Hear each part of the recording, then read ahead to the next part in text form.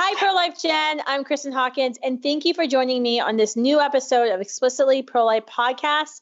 We are in a brand new series on abortion crimes, and I want to share with you today the story of an abortionist in Indiana, George Clothler, who you might remember a couple of years ago when he passed away. The folks who, I don't know how it was discovered, but somebody discovered that he had remains of children in his garage, in his house, over 2,400 children. The remains of over 2,400 children in his home. It was absolutely a ghastly story. Like, I couldn't even believe it when I was reading the story. It was unbelievable. So joining me today is Cathie Humbarger. Cathie, if you've been to the Students for Life National Pro-Life Summit in past years spoken, she was a kind of one of the leads on the ground working for Indiana Right to Life, helping to put George Clothler out of business when he was practicing abortions, committing abortions throughout the state of Indiana. She's also the founder of Reprotection. We've talked with Missy Stone about Reprotection, the amazing work they're doing, shutting down abortion facilities, kind of the behind the scenes work. So, Cathie, thanks for joining me today.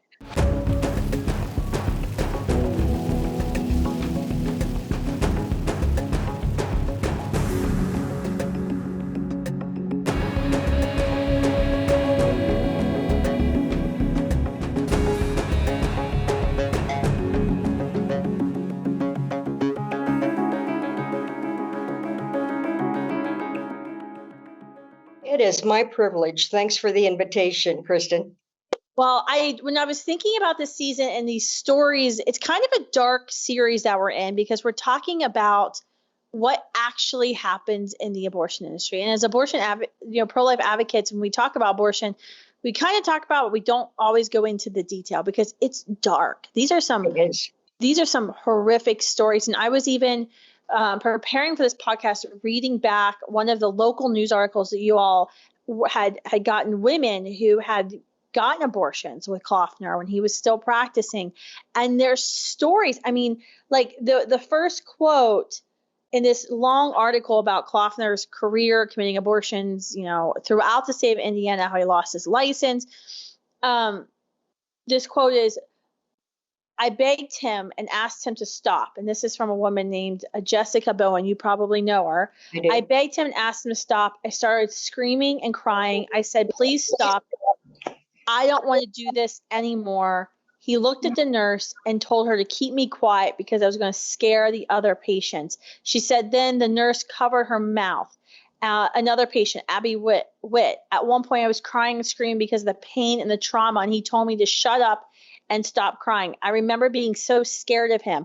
I didn't think he cared about his patients at all. And then Serena Dyksen, who was 13, she went to his South Bend abortion facility, had been raped by someone close to her.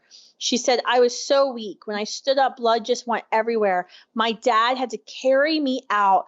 I was so weak. I was so busted, and I was 13. It was horrible, horrible pain. And he yelled at me because I was yelling in pain, and there was just no one to care, no compassion at all. He was just a very nasty man." Afterwards, when I went to recover, I ended up hemorrhaging everywhere, and he never even came back to check on me. He just sent me home.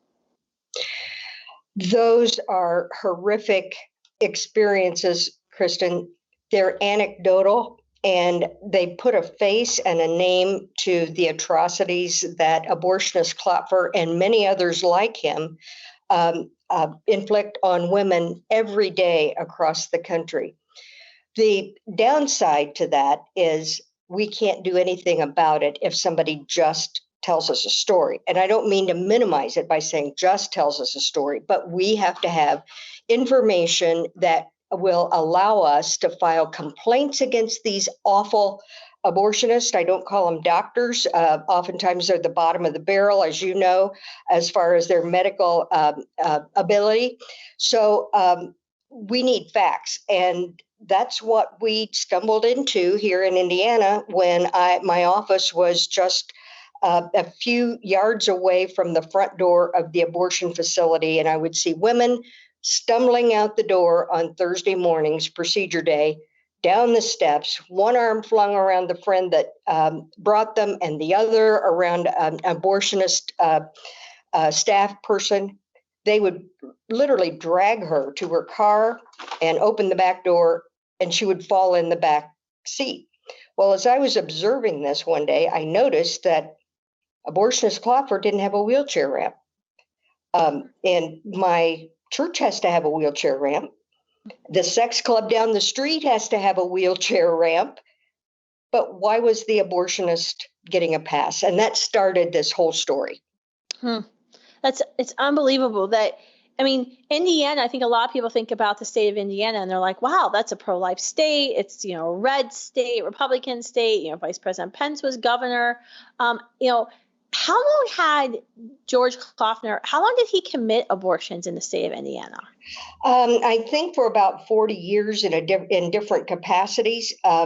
He started out as an abortion provider, but his whole career from the very beginning when he graduated from med school was involved in providing abortions. He was with that awful group in Chicago all those years ago where they kept track of the number of abortions by making a mark on their scrubs in blood to keep track because they had a competition as to who could do the most abortions.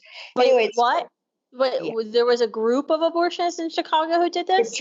These two specifically. And I have the newspaper account because back then, reporters still did their due diligence. Yeah. And they reported, I think this was a 5-part series or something. And it was revealed that these two abortionists, it was reported by somebody that worked in the facility, would be in a competition because they get paid by how many abortions they did. And they would mark on their scrubs in blood for every abortion they did. I mean, this is awful. This is beyond awful. And I have to believe that people across party lines would be horrified if they knew the truth. So it's our challenge to hold these abortionists accountable. And the things that we have discovered since then, oh my goodness, Kristen, they're heartbreaking about how these abortionists operate. It came out in testimony. I don't want to jump around too much here at Ulrich Klopfer's medical licensing hearing that he bought his medication from a veterinary supply place because it was cheaper. It was cheaper. Can you imagine that in like any other field of like medicine? No. A doctor doing knee replacement surgery or appendectomy saying, oh, I got my medication from a veterinary supplier. Like, what? I mean, this is what I was asking about how long, because I mean, he was committing abortion since basically Roe and maybe even before Right. Roe. Starting in Chicago, and then he immediately, relatively soon, started doing abortions in Gary and South Bend and Fort Wayne. That was his work week. He would come from Crete, Illinois, and work those 3 abortion facilities that originally he worked for, but ultimately purchased the locations, the actual buildings, and also the abortion businesses. So he was the provider, the building owner, and the business owner. So we had several avenues to pursue in holding him accountable. And it takes forever, Kristen, forever. So I guess, I mean, the story is horrendous that this man had 2,400 children. 2,411, yes. But I guess it's not surprising considering some of the stuff that you're telling us. And I know, like from David Delyden's undercover work with Center for Medical Progress, the one National Abortion Federation conference he filmed, that was the most striking thing. I watched all of these sessions, and that was the most striking thing was the session of the abortionist saying, this is the little secret that if the antis knew this, that would put us out of business, which was, we don't know what to do with all the dead bodies. Absolutely. I watched there was a whole that session. segment. Like it was a whole session. There was an abortionist who teaches, I believe, and commits abortion in Ann Arbor, Michigan, talking about driving up to the UP and having a bonfire. And then somebody else was talking about like this dishwashing chemical that they were using, and someone else was using a garbage disposal. I mean, like the most insane, most inhumane things you can think of. This is how they're talking about disposing of children, the bodies of these little babies. That segment that David Daleiden filmed was the motivation for us to pass legislation here in Indiana about the respectful disposal of the bodies of aborted babies. It took us a while to get it into place, but we also tied it into pill abortions because the abortionist needs to tell the woman that comes in for a pill abortion that you will expel something that looks like a baby because it is a baby, but you can bring it back to the abortion facility for respectful disposal. We can't order her to do anything with it, but we could go on and on. Let's stay on point. So that's a great point, though. I do know you guys have. I think you had some struggles passing it. You passed. I think South Carolina has also passed a respectful burial. I think Ohio just did it as well. I mean, one day I had our team kind of calculate. I mean, it's like hundreds of football fields. Like if you had to actually bury the body of every child that's been aborted since 1973.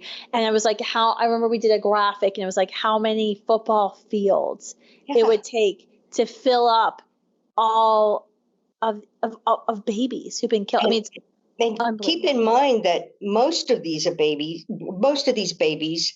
are extremely small. So, way back in the day, I commented, I wonder how much longer abortionists could operate if they piled up the bodies of the aborted babies in front of their business every day, and people driving by saw these little babies.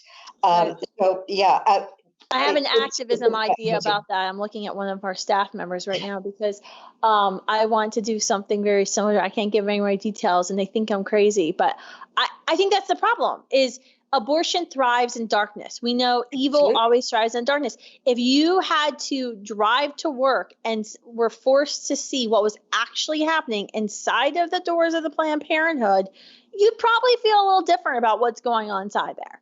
The motto that Reprotection adopted from our good friend, Father Frank Pabon, is it's impossible to practice vice virtuously. Yep. And that is so true. It doesn't make any difference if it's the most well-run Planned Parenthood facility that they're trying to cross all the T's and dot all the I's. But there are other violations, EPA regulations and, all kinds of city ordinances that if we had the opportunity to invest in turning over all these stones, we would be appalled, but very equipped to take action against these abortion providers. Absolutely. All right. So, Cathie, tell me, how did you guys shut down Clothler's abortion business? What you saw patients stumbling out, realized, wait a minute, there's no wheelchair ramp, but my church has to have a wheelchair. Was that kind of the first? It was. This is something we can do beyond sidewalk counseling, the women in front of the facility. Absolutely. It comes as no surprise to any of us that women who have had an abortion are wounded emotionally and some physically, and most of them are very reluctant to come forward and tell their story publicly, although that's changing a bit. But in order to hold these abortionists accountable, you have to find some violation that maybe you can get them on that doesn't require the woman to step forward. Now, I wasn't thinking all of that when I looked out my window and saw these women staggering down the steps. I just thought, I wonder what else is going on behind these closed doors that we don't know about. Now, at the time, I did some research and found out that the the oversight for wheelchair ramps was under the Disabilities Act that was passed several years ago. So this was during the Obama administration, but I found out how to file a complaint and did so, and wasn't surprised when I didn't get any response. They finally responded after multiple pokes from me that they were not going to investigate this case, not because it didn't have merit, but because they didn't have time. So then, as I was thinking, this just looks bad. What's going on here?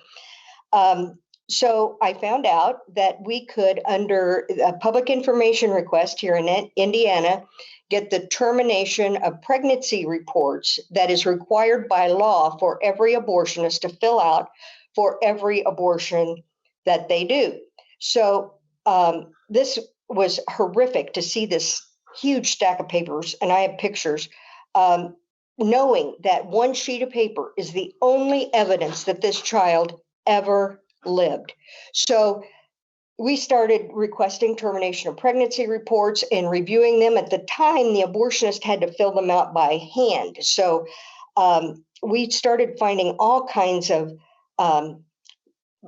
missing information, information that wasn't provided. And then, oftentimes we operate in a silo, Kristen, and that's awful in the pro-life movement. But I found out that there were people in St. Joe County, where South Bend is, and Gary, which is where Lake County advocates, that they were having some of the similar concerns. So we banded together.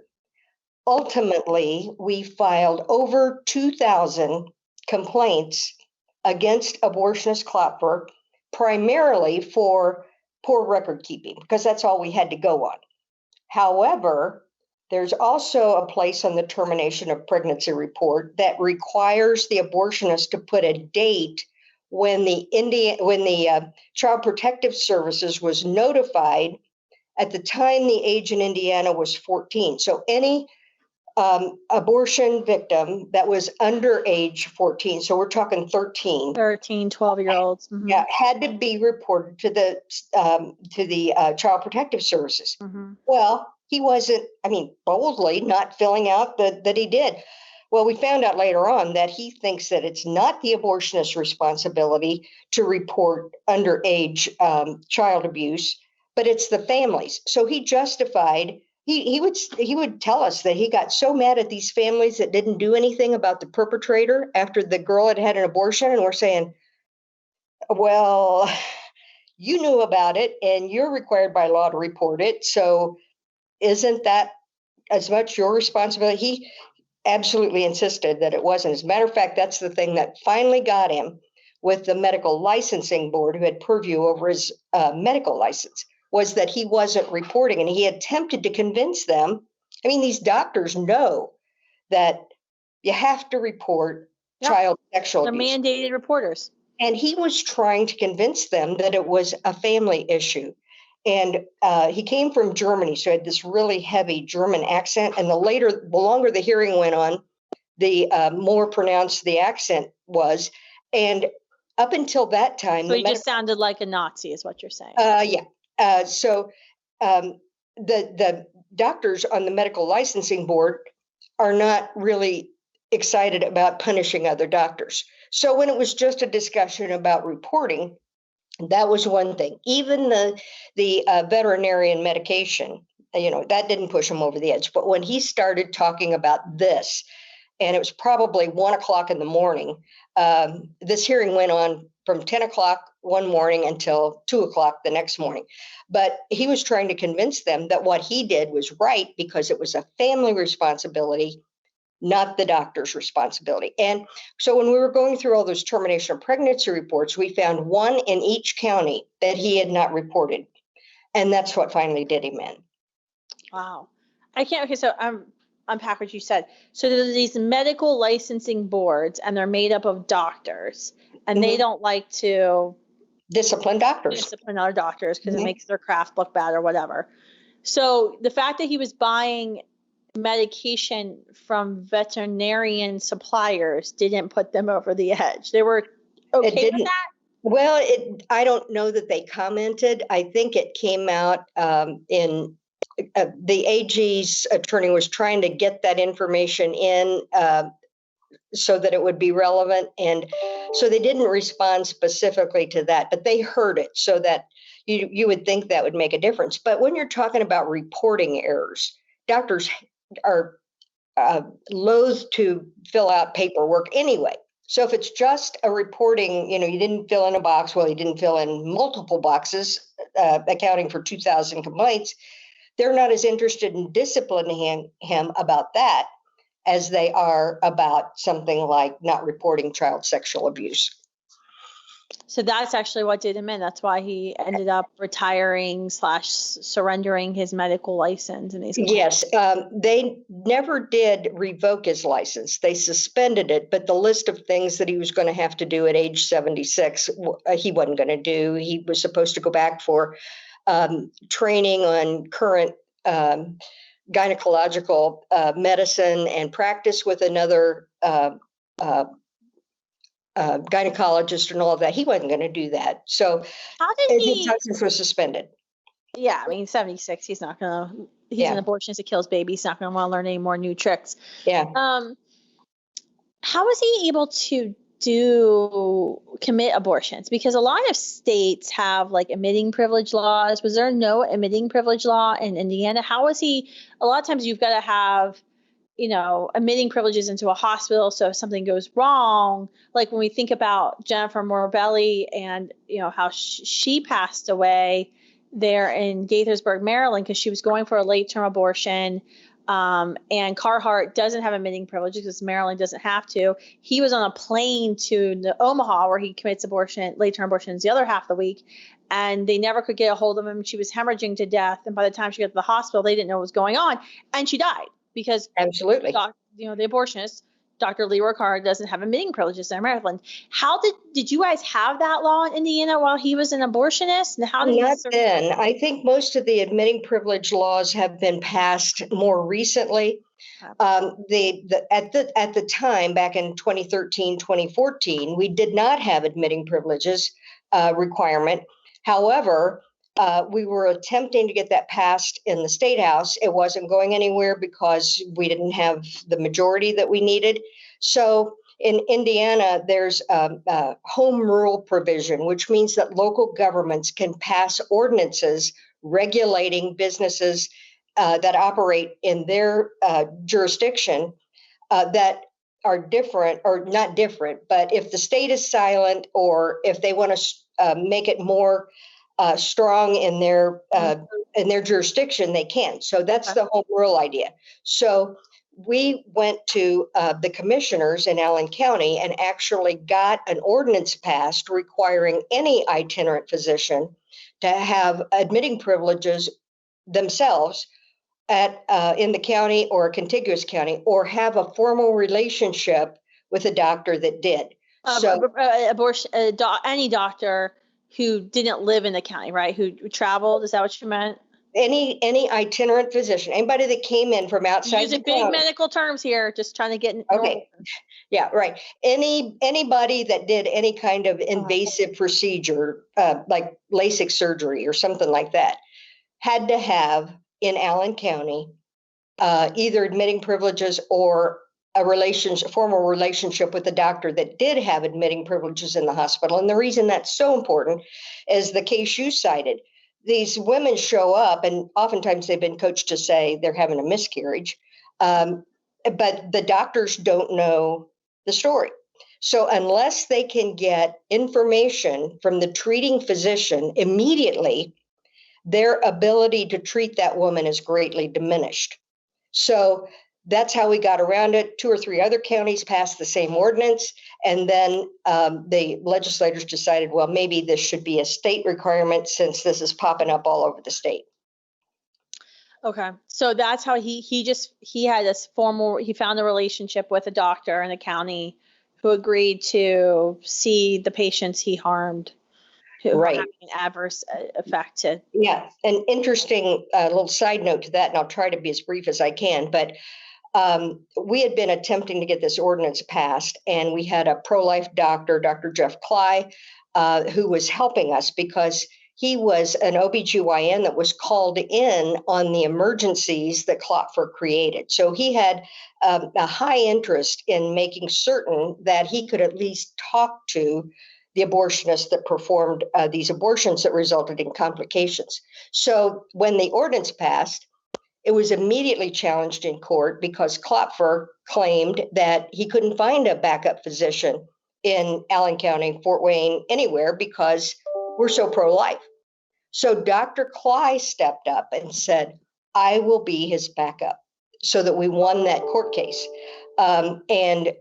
It's an incredible story that he has to tell about serving as his backup, et cetera. But that is what actually saved the court case and put Clothler out of business, not immediately, but 2 years later when we discovered that he wasn't reporting these underage abortions to the CPS. And we went back to Dr. Cly and said, Dr. Cly, we know you don't want your good name affiliated with a doctor who's not reporting child sexual abuse. And he said, absolutely not. He withdrew his admitting privileges relationship with Dr. Clothler, and that shut him down.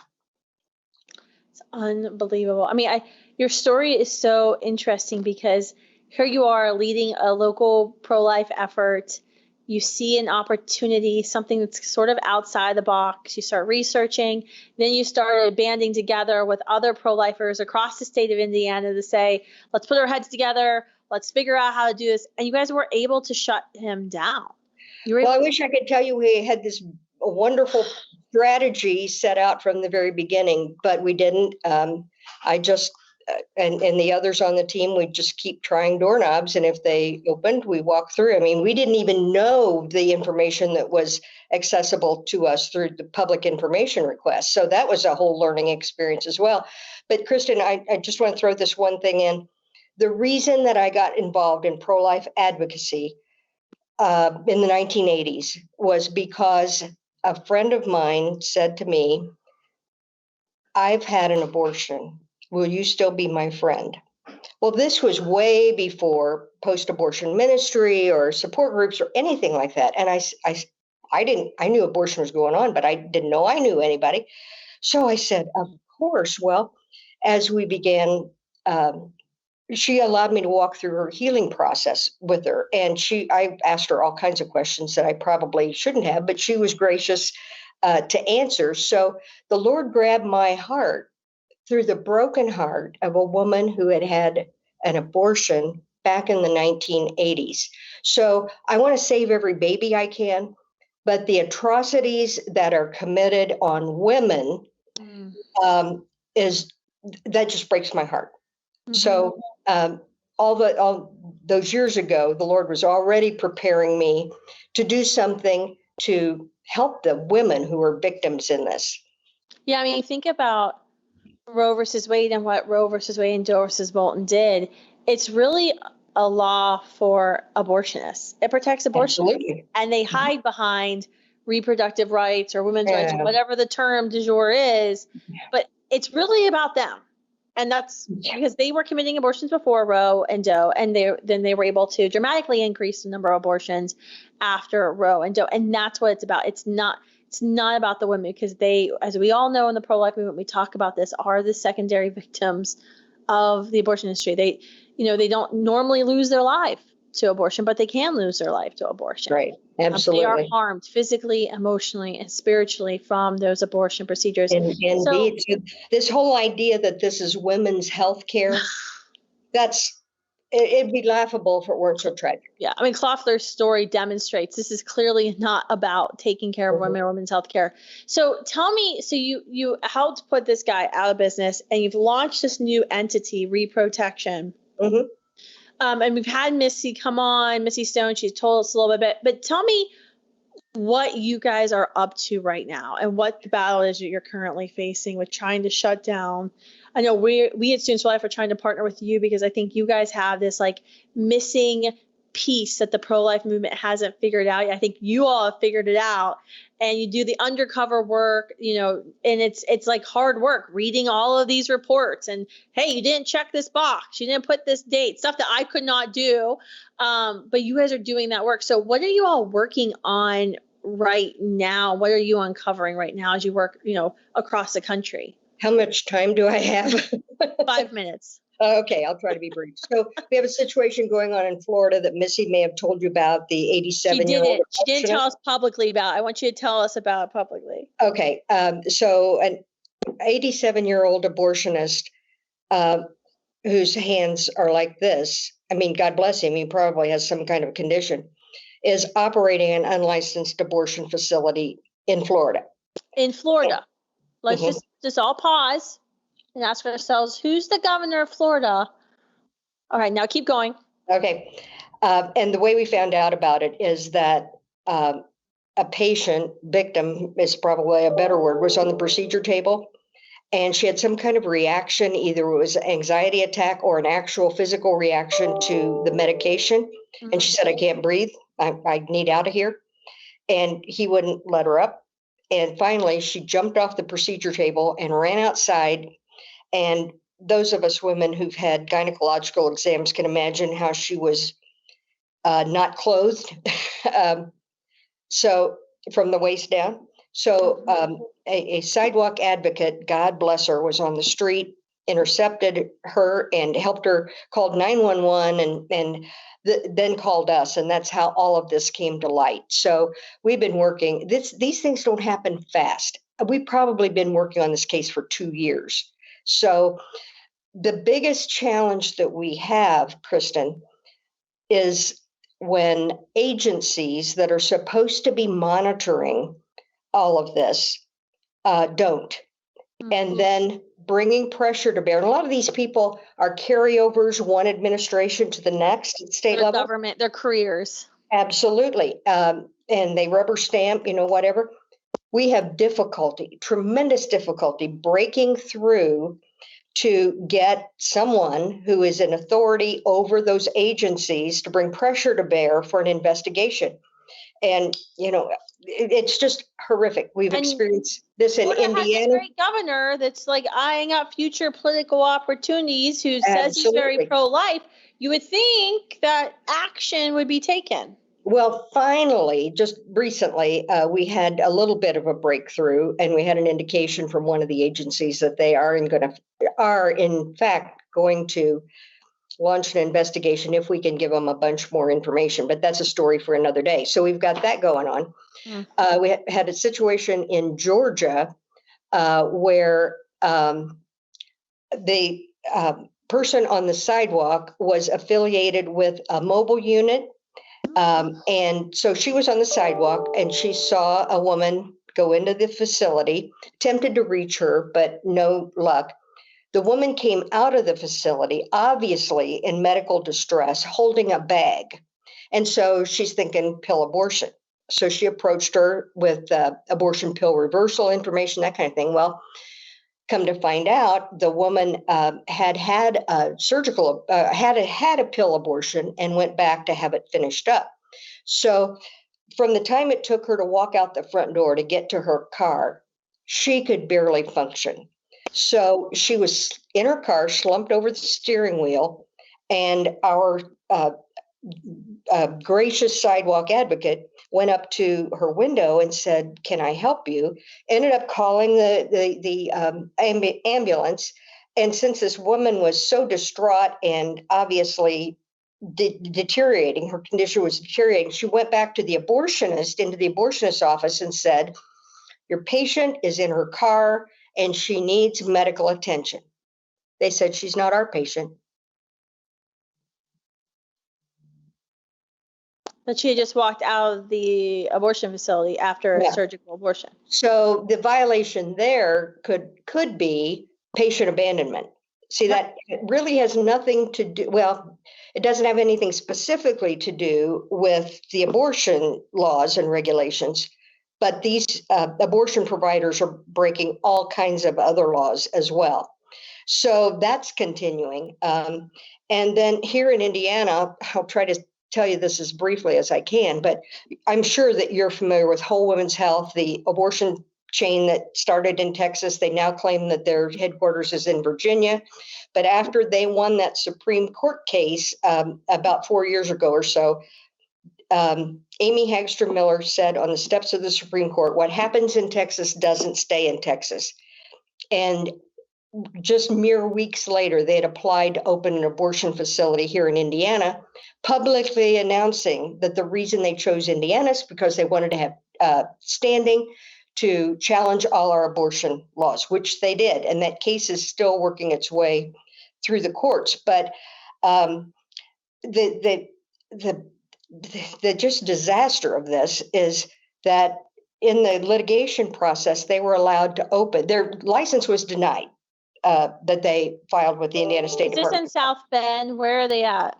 Yes, they're in South Bend. This is the one that Pete Buttigieg, the now fellow who's teaching at Notre Dame or was teaching at Notre Dame, And he actually was supported them and allowed that yeah, to happen. absolutely. Notre Dame, a Catholic college, just make that connection.